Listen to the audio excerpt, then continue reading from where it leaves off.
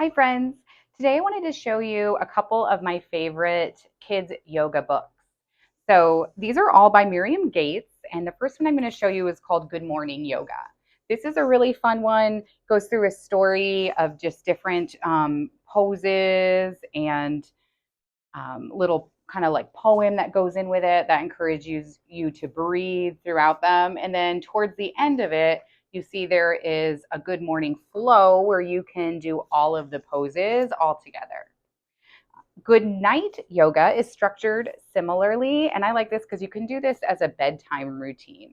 So this is a great book to read before you go to bed, to do a little bit of stretching, deep breathing, and just kind of calm your child and connect. So in this, there's really fun pictures of different poses. Again, it's structured the same way as good morning yoga. And then at the end, there is the series that you did. And then there's also some cool visualizations that you can read through with a script and everything. And then the last book I want to show you is called Yoga Friends. I love using this one in classes that I teach.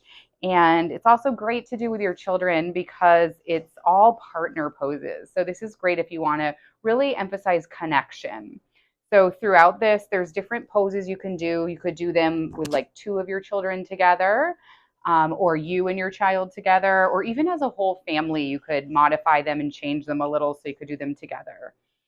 This is a great way just to build some playfulness into your activities that you're doing at home. And then again, at the end, there's a whole yoga flow called the friend yoga flow. So you can see all of the different poses that you did if you want to just kind of go through it and focus on the poses. So check some of those out. Have fun doing some yoga together and let me know how it goes.